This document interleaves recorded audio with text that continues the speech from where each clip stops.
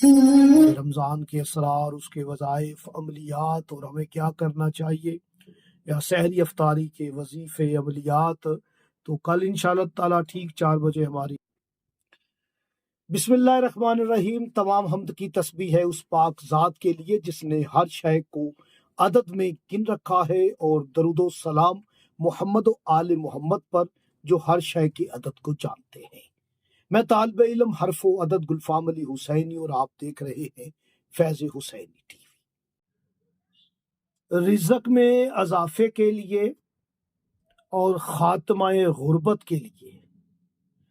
آج کا جو وظیفہ ہے یہ اتنا مجرب المجرب ہے، اور عملیات کی دنیا میں یہ ایک سر ہے۔ اس ویڈیو کو بنانے کا مقصد جو غربت اور مالی تنگ دستی کے شکار ہیں مومنین مومنات، ان کے لیے، اور جنہوں نے بہت سارے وظیفے کیے، عملیات کیے، تسبیحات کی، اور ان کا مقصد پورا نہیں ہوتا، آج اس عمل کو یقین کے ساتھ کریں۔ اور یاد رکھیں کہ رمضان کا مہینہ اللہ کا مہینہ ہے، رمضان کا مہینہ تلاوت قرآن کا مہینہ ہے، رمضان کا مہینہ نزول قرآن کا مہینہ ہے، رمضان کا مہینہ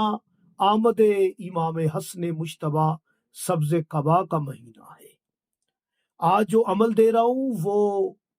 اس میں یا رزاقوں کا اس وظیفہ ہے، لیکن جب میں اس کی جفری طریقے سے وضاحت کروں گا تو کم سے کم 25-30 منٹ کی ویڈیو بنے گی، جو کہ میں کبھی انشاءاللہ فیض حسینی جو سٹوڈنٹ ہیں ہمارا گروپ بنا ہوا ہے واٹس اپ، اس پر میں انشاءاللہ کلاس دوں گا جو یوٹیوب پر بھی آئے گی، اور انشاءاللہ کل ہفتہ ہے تو کل ہماری کلاس بھی ہوگی جو کہ رمضان پر ہم دیں گے، رمضان کے اسرار، اس کے وظائف، عملیات اور ہمیں کیا کرنا چاہیے، یا سحری افطاری کے وظیفے، عملیات، تو کل انشاءاللہ تعالیٰ ٹھیک 4 بجے ہماری کلاس ہوگی، یوٹیوب چینل پر بھی ہوگی۔ تو بات میں کر رہا تھا کہ آپ نے یکم رمضان یا یکم سے 9 تک رمضان میں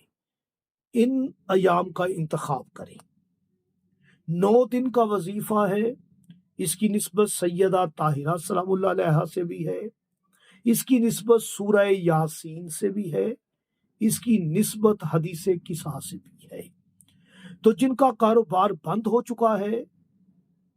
بالکل تباہ ہو چکا ہے کاروبار، آئے دن نقصان اور بربادی ہو چکی ہے، اور غربت جانے کا نام نہیں لیتی، باوضو حالت میں نماز فجر کے بعد یا نماز عصر کے بعد باوضو حالت میں ایک مرتبہ حدیث کسا پڑھے۔ جو حدیث کسا نہیں پڑھ سکتے، ہمارے برادران کچھ ایسے ہیں جو دلچسپی نہیں رکھتے حدیث کسا میں، وہ سورہ یاسین شریف پڑھ لیں،